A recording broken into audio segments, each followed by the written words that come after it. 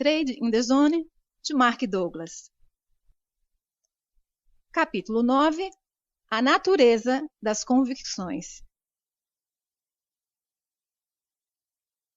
Chegados a este ponto, se consegue perceber os benefícios de adotar as 5 verdades fundamentais acerca do trading.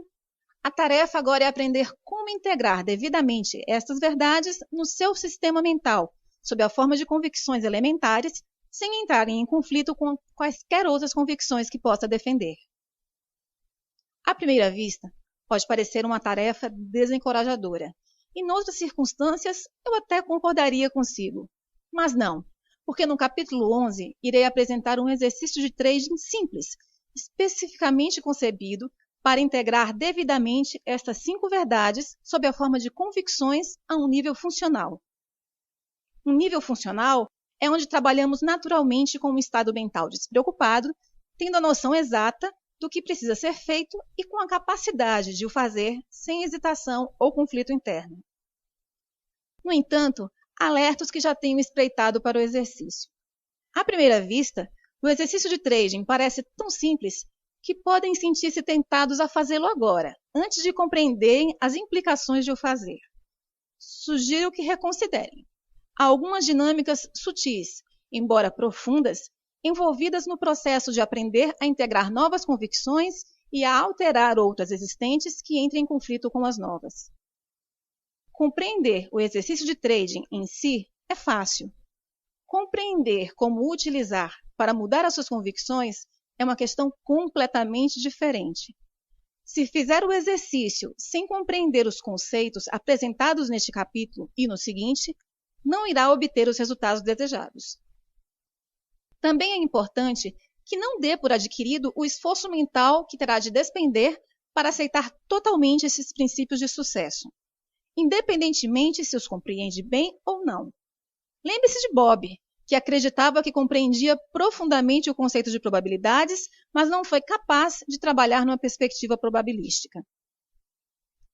Muitas pessoas cometem o erro de partir do princípio de que, quando compreendem algo, esse novo conhecimento torna-se automaticamente uma parte funcional da sua identidade.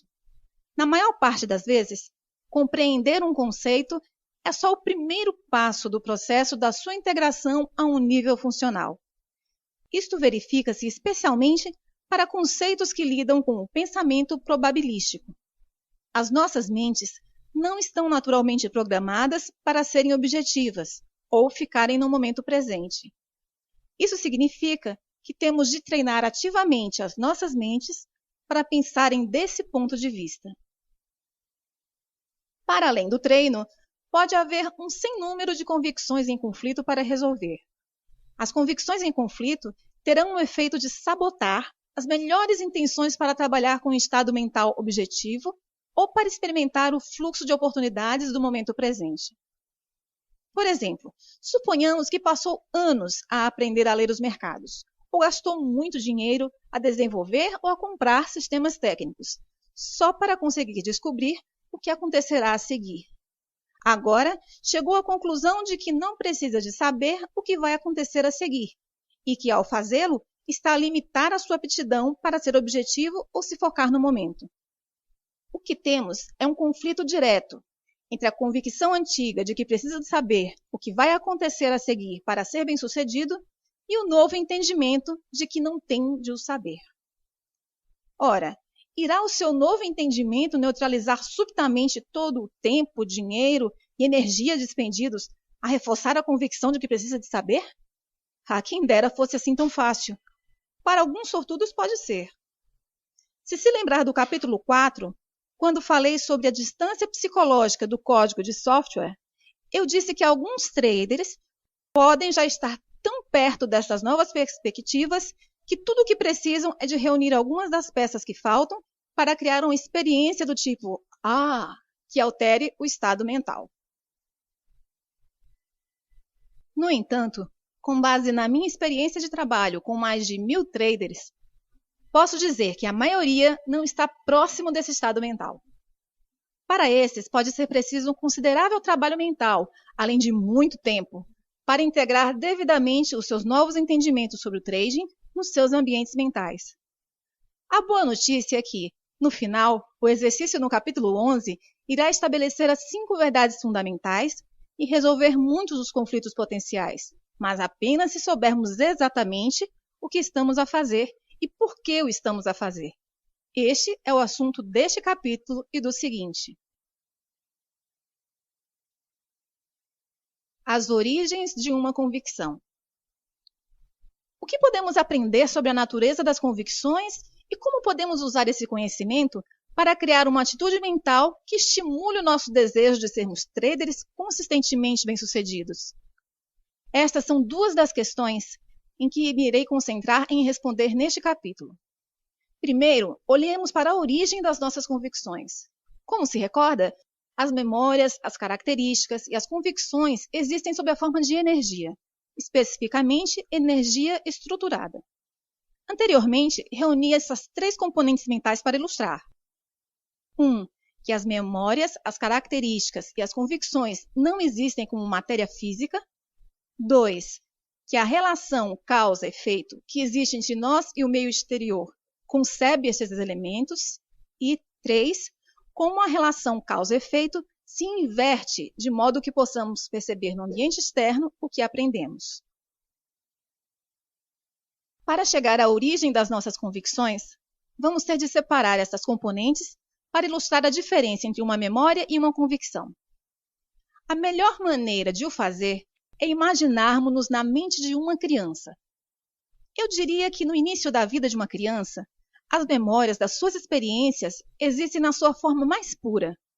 Com isto, quero dizer que as memórias do que ela viu, ouviu, cheirou, tocou ou provou existem na sua mente como informação sensitiva, pura, que não está organizada ou associada a quaisquer palavras ou conceitos específicos.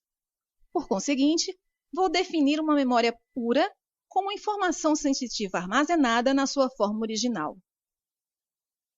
Uma convicção, por outro lado, é uma persuasão íntima acerca da natureza e da forma como o ambiente externo se manifesta. Um conceito que combina informação sensitiva pura com um sistema de símbolos a que chamamos língua. Por exemplo, a maioria das crianças tem uma memória pura de como é ser tratada com amor por um progenitor. Mas só quando a criança aprende a ligar ou associar certas palavras com a informação sensitiva pura armazenada na sua memória, é que irá formar um conceito sobre como é ser cuidada com amor. A expressão "a vida é bela" é um conceito. Em si mesmas, as palavras constituem um conjunto de símbolos abstratos, sem significado. Mas se uma criança aprender ou decidir ligar essas palavras aos seus sentimentos com carga positiva quanto à forma como é cuidada, então as letras já não são um conjunto de símbolos abstratos e as palavras já não são uma expressão abstrata. A vida é bela torna-se uma distinção definitiva sobre a natureza da existência ou o modo como o mundo funciona. Similarmente, se a criança não recebesse os cuidados adequados às suas necessidades, pode com igual facilidade ligar as suas sensações de dor emocional a um conceito como a vida não é justa ou o mundo é um lugar terrível. Em qualquer caso, quando a energia positiva ou negativa das nossas memórias ou experiências se liga a um conjunto de palavras a que chamamos conceito, este adquire energia e, em resultado disso, é transformado numa convicção acerca da natureza da realidade. Se considerarmos que os conceitos são estruturados pelo sistema de uma língua e adquirem energia pelas nossas próprias experiências, torna-se claro por que me refiro às convicções como energia estruturada. Quando uma convicção surge, o que faz? Qual é a sua função? Em certos aspectos, parece ridículo colocar essas questões. Afinal, todos temos convicções. Estamos constantemente a expressar as nossas convicções tanto pela linguagem como através das nossas ações. Além disso, estamos constantemente a interagir com as convicções de outras pessoas quando elas as exprimem. No entanto, se perguntar exatamente o que faz uma convicção, provavelmente a sua mente ficará confusa. Por outro lado, se perguntar quais as funções dos seus olhos, ouvidos, nariz ou dentes, não teria problema em responder. As convicções são componentes tão importantes da nossa Constituição, entendemos o impacto que tem na qualidade das nossas vidas, que é uma das grandes ironias da vida que sejam aquelas em que menos pensamos e que menos compreendemos. O que quero dizer com aquelas em que menos pensamos é que se tivermos um problema com uma das partes do nosso corpo, naturalmente centramos nela a nossa atenção e pensamos sobre o que precisamos de fazer para resolver o problema. No entanto, não nos ocorre que os problemas que possam limitar a qualidade das nossas vidas, por exemplo, infelicidade, insatisfação ou insucesso numa determinada área, estejam enraizadas nas nossas convicções. Este desvio de atenção é um fenômeno universal. Uma das características proeminentes das convicções é que tornam evidente e inquestionável o que experimentamos. De fato, se não fosse pelo intenso desejo que tem em vivenciar um sucesso consistente como trader, era provável que eu não estivesse a ler sobre este tema. Normalmente são precisos anos de frustração para as pessoas começarem a aceitar que podem ser as suas convicções a fonte das suas dificuldades. No entanto, embora as convicções sejam uma parte complexa da nossa identidade, não é preciso considerar esse processo de autoanálise como uma crítica. Considere que nenhum de nós cresceu com qualquer uma das nossas convicções, que foram todas adquiridas de várias maneiras. Muitas das convicções que têm um impacto mais profundo nas nossas vidas não foram sequer adquiridas livre ou conscientemente, foram introduzidas por outras pessoas. E provavelmente não será normalmente uma surpresa para ninguém afirmar que as convicções que nos causam mais dificuldades sejam aquelas que foram adquiridas através dos outros sem o nosso consentimento consciente. Refiro-me às convicções adquiridas quando éramos demasiado jovens e sem informação para compreender as implicações negativas daquilo que nos estavam a ensinar. Seja qual for a origem das nossas convicções, uma vez existentes, funcionam basicamente todas do mesmo modo. As convicções têm caráter e formas particulares de desempenharem as suas tarefas, ao contrário das diferentes partes dos nossos corpos. Por exemplo, se compararmos os meus olhos com os seus, ou as minhas mãos com as suas, ou os meus glóbulos vermelhos com os seus, podemos ver que não são exatamente iguais, mas têm características em comum que os faz funcionar de modo semelhante. Pela mesma razão, uma convicção de que a vida é bela funcionará da mesma maneira de uma convicção de que a vida é terrível. As duas convicções são diferentes e o efeito que cada uma tem na qualidade de vida de quem a profere é muito diferente, mas ambas as convicções irão funcionar exatamente da mesma forma. As convicções e o seu impacto nas nossas vidas. Num sentido mais amplo, as convicções moldam as nossas vidas. Como já referi, não nascemos com nenhuma das nossas convicções. Elas são adquiridas e, à medida que se adicionam umas às outras, a forma como vivemos as nossas vidas reflete aquilo em que aprendemos a acreditar. Pense como a sua vida seria diferente se tivesse nascido num sistema cultural, religioso ou político que tivesse pouco em comum com o seu atual. Pode ser difícil imaginar, mas aquilo em que teria aprendido a acreditar sobre a natureza da vida e o modo como o mundo funciona podia não ter nada a ver com aquilo em que hoje acredita, mas iria defender essas convicções com o mesmo grau de certeza com que defende as suas convicções atuais. Como as convicções moldam as nossas vidas? 1. Geram a percepção e a interpretação que fazemos da informação do meio ambiente de forma a ser compatível com aquilo em que acreditamos. 2. Criam as nossas expectativas. Lembre-se que uma expectativa é uma convicção projetada para algum momento no futuro. Como não podemos esperar algo que não conhecemos, também podíamos dizer que uma expectativa é aquilo que conhecemos projetado em algum momento futuro. 3. O nosso comportamento é coerente com aquilo em que acreditamos. 4. Finalmente, as convicções moldam a forma como nos sentimos quanto aos resultados das nossas ações. Não há muito na forma como atuamos em que as convicções não desempenham um papel importante. Acrescento a seguir um exemplo para ilustrar as várias funções de uma convicção. Na primavera de 1987, estava a ver um programa de televisão. Era sobre algumas celebridades que pregavam partidas umas às outras. Numa parte do programa, a estação de TV contratou um homem para ficar no passeio da Avenida Michigan, assegurar uma placa que dizia "Dinheiro grátis, só hoje". Para quem não conhece Chicago, a Avenida Michigan alberga muitos armazéns e lojas da moda. A estação de TV deu ao homem uma quantia considerável em numerário, com instruções para dar o dinheiro a quem o pedisse. Ora, se considerarmos que a Avenida Michigan é uma das zonas mais movimentadas da cidade, e se partirmos do princípio de que a maioria das pessoas que passaram pelo homem na rua conseguia ler a placa, quantas pessoas pensa que aceitaram a oferta e pediram dinheiro? De todas as pessoas que passaram e leram a placa, só uma parou e disse: "Fantástico! Pode dar-me 25 centavos para comprar um bilhete de ônibus?" Fora isso, ninguém sequer se aproximou do homem.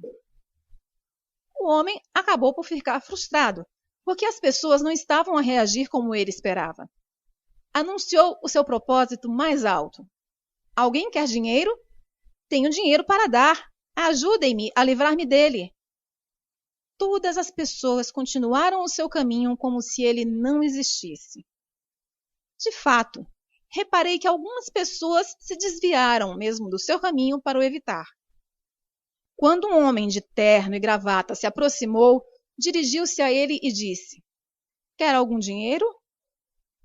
O homem respondeu: "Hoje não." Frustrado, retorquiu: "Quantas vezes acontece isto? Importa-se de aceitar o meu dinheiro?" Enquanto tentava entregar ao homem algum dinheiro. O homem respondeu com um brusco "não" e continuou a andar. O que passa? Por que é que ninguém, exceto a pessoa que precisava do bilhete de ônibus, pediu dinheiro? Se considerarmos que a maioria dos transeuntes podia ler a placa, mas mesmo assim não fazia o mínimo esforço para ir buscar o dinheiro, podemos pensar que não se interessavam por dinheiro. No entanto, isso é extremamente improvável, considerando o quanto das nossas vidas dedicamos à procura de dinheiro.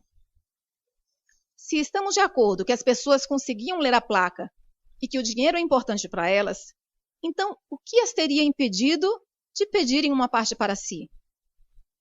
O ambiente estava a disponibilizar uma experiência que a maioria das pessoas teria adorado: alguém a dar dinheiro sem quaisquer condições associadas. Mas o fato é que ninguém prestava atenção. Podem não ter percebido o que estava disponível. Isso é difícil, porque a placa dizia claramente "dinheiro grátis, só hoje". No entanto, não é difícil perceber se considerarmos que a maioria das pessoas tem a convicção arraigada, um conceito muito forte sobre a forma como o mundo funciona, de que dinheiro grátis não existe. Se o dinheiro grátis realmente não existe, então como é que solucionamos a contradição óbvia entre essa convicção e a placa dizer que existe? É fácil. Simplesmente decidimos que o homem com a placa é maluco. Que mais poderia justificar um comportamento tão estranho se de fato o dinheiro grátis não existe? O processo de raciocínio que explicaria a contradição podia ser algo semelhante a isso. Toda a gente sabe que é raro obtermos dinheiro sem condições associadas, e muito menos de um estranho numa das ruas mais movimentadas da cidade. De fato, se o homem estivesse realmente a distribuir dinheiro, já estaria cercado pela multidão. Podia até colocar a sua vida em perigo.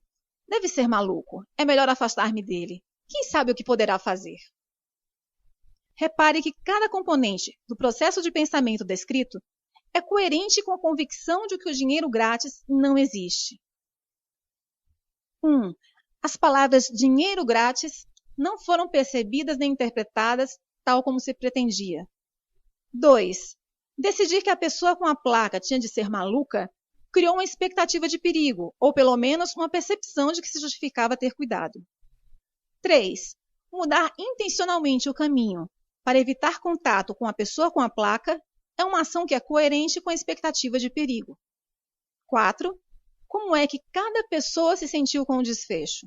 É difícil dizer sem conhecer cada pessoa individualmente, mas uma boa hipótese seria que se sentiram aliviados por terem conseguido evitar um encontro com uma pessoa maluca. A sensação de alívio que resultou de evitar um encontro com um estranho é um estado mental.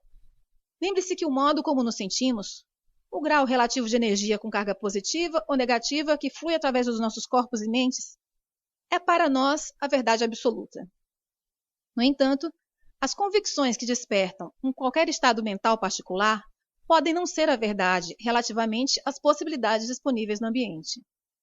A sensação de alívio não é o único resultado nessa situação. Imagine como teria sido diferente a experiência se os transeuntes tivessem acreditado que existe dinheiro grátis. O processo descrito acima seria o mesmo, só que iria fazer com que a convicção de que existe dinheiro grátis parecesse evidente e inquestionável, tal como a convicção de que não existe dinheiro grátis parecesse evidente e inquestionável.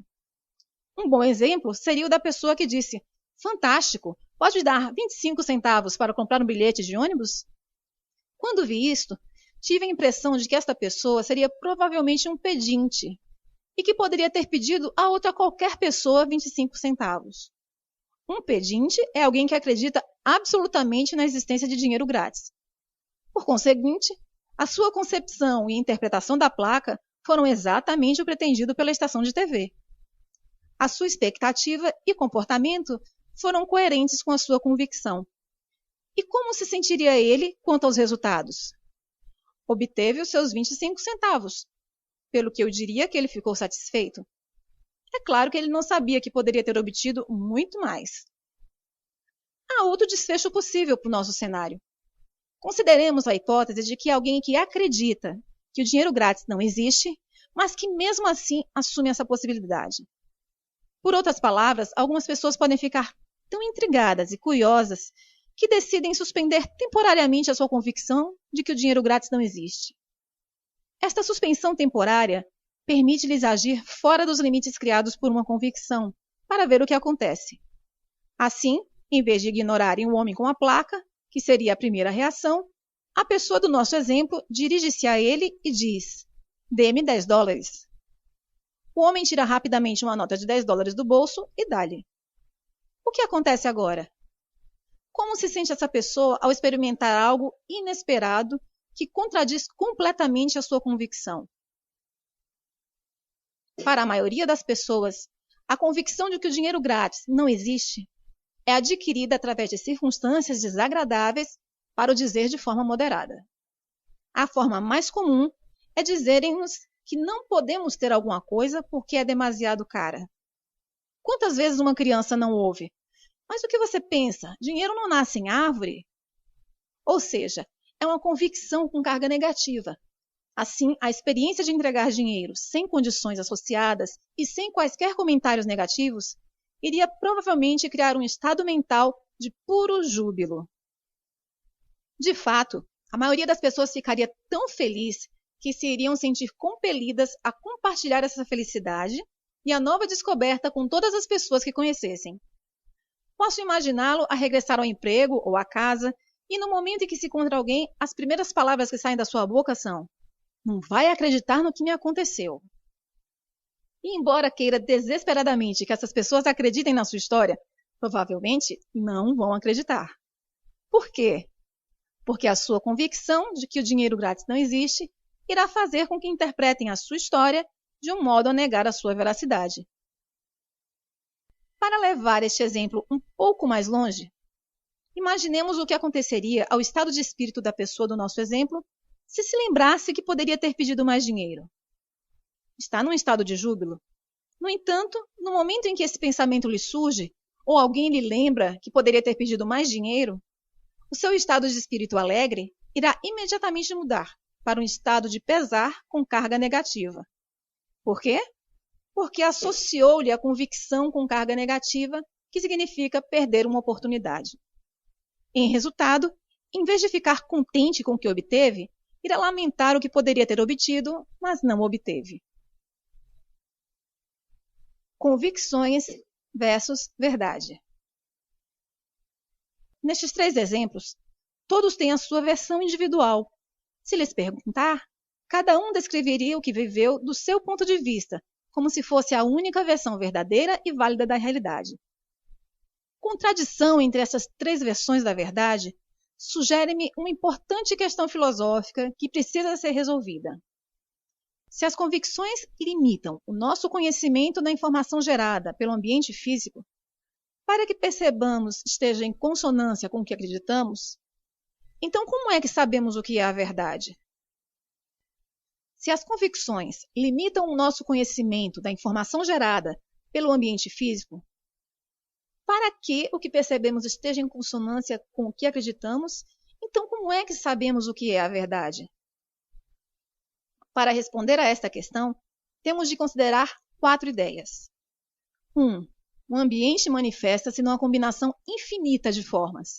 Se combinarmos todas as forças da natureza que interagem com tudo o que foi criado pelo homem, e se acrescentarmos as forças geradas por todas as formas possíveis de as pessoas se exprimirem, o resultado é um número de versões da realidade tal que seguramente iria impressionar até a pessoa com o espírito mais aberto. 2. Até termos adquirido a capacidade de perceber todas as formas possíveis em que o ambiente se pode exprimir, as nossas convicções irão sempre representar uma versão limitada das possibilidades do ambiente, sendo as nossas convicções uma visão sobre a realidade, mas não necessariamente uma declaração absoluta de realidade. 3. Se discordar da segunda afirmação, então pense que se as nossas convicções fossem um reflexo 100% rigoroso da realidade, então as nossas expectativas seriam sempre satisfeitas. Se as nossas expectativas fossem sempre satisfeitas, estaríamos num estado perpétuo de satisfação, com um sentimento permanentemente de felicidade, alegria e bem-estar, por a realidade física se revelar sempre exatamente como esperamos. 4. Se conseguir aceitar a terceira afirmação como válida, então o corolário também é verdade. Se não estivermos satisfeitos, então as nossas convicções não se relacionam perfeitamente com as condições ambientais. Tendo essas 4 ideias em consideração, consigo agora responder à questão: qual é a verdade?